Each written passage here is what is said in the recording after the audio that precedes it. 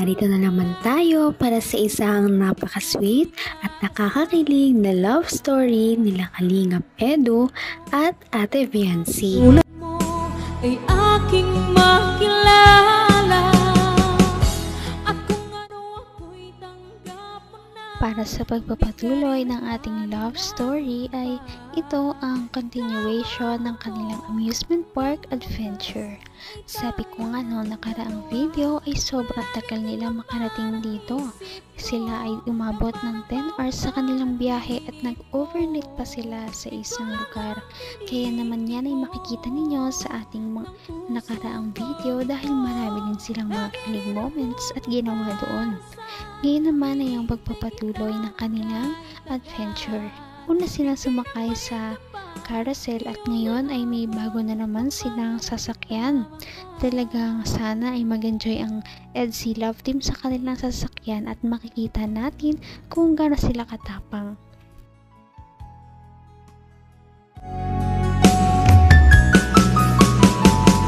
Ang nice ko lang. So, saan ka dito pinaka natatakot para ma-assist kita? Dito? Natutuka ka ba? O ganyan? O ano? Hindi mo alam.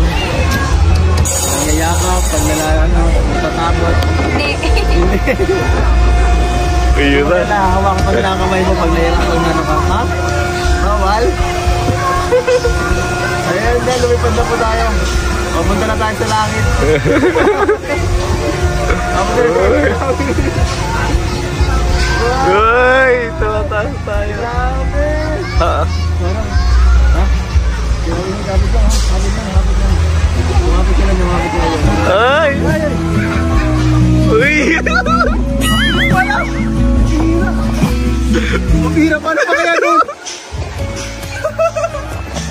Wow! Mabilis pa na doon! Mabilis pa na doon!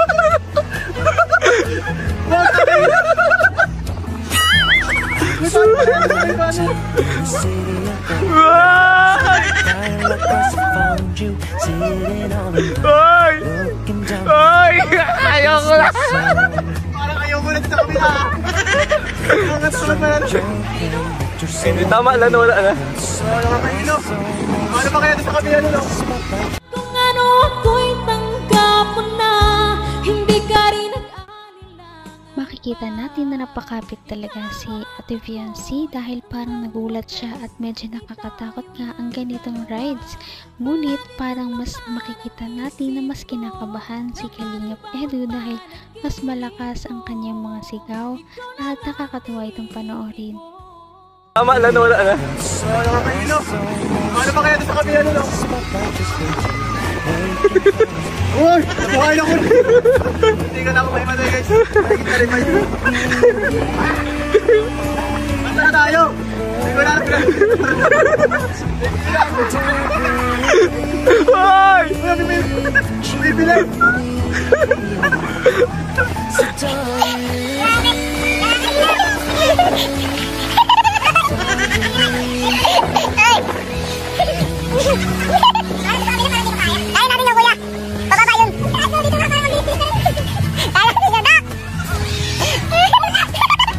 Kaya ba natin yun? Kaya natin yun! Oh, bakit? Tag-iba yung ano nyo.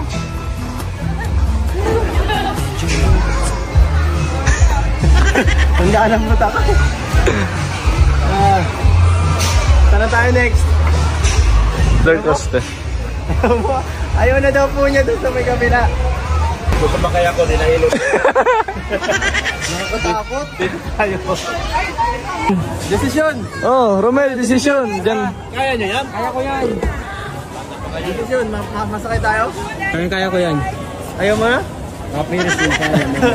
Ayaw mo na? Blackjack. Baka di ko matuluyan sa bagay. Nakakatakot naman talaga eh. naman ang bawat panaginip ko. Ikaw lang ang Parang naubos ang energy ni Ate Viancy doon at hindi lamang siya nagsasalita, siguro nga ay napagod siya at medyo nasusuka na dahil nga paikot-ikot ang rides nila kanina. Ano na naman kaya ang kanilang susunod na sasakyan? Siguradong ito ay exciting din. Hindi ka na pwede, cameraman ka eh.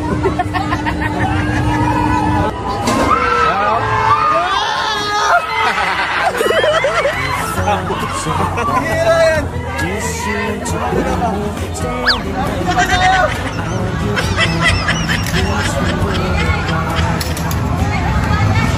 mo yan!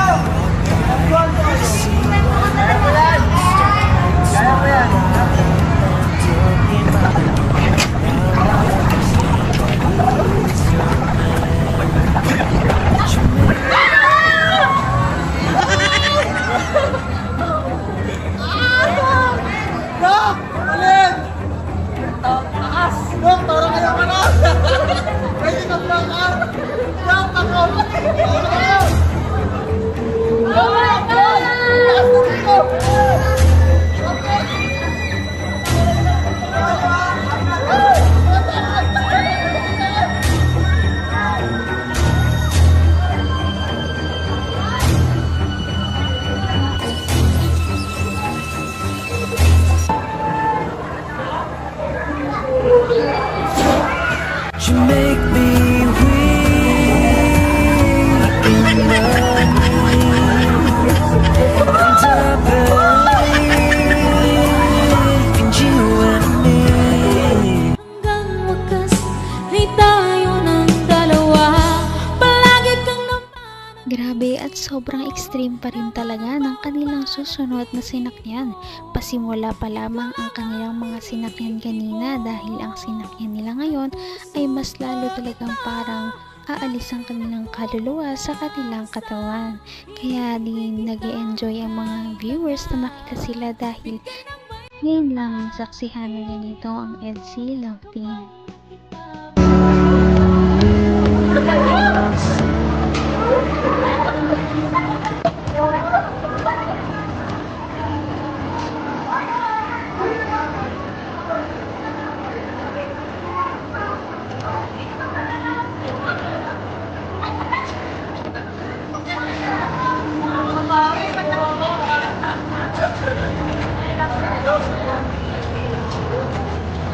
Grabe! Grabe! Para akong lumipad! Tuwas yung ganun, pit natin no. Nanginginig ako eh. Kasi paano pa isang pito para ako? Ibang klase! Nakapikit na nga lang ako kanina. Ako hindi, nakapikit. Ganda ko nagkasano. Grabe yung pakiramdam. Oh, magic. Hello po. Masakay kami dyan.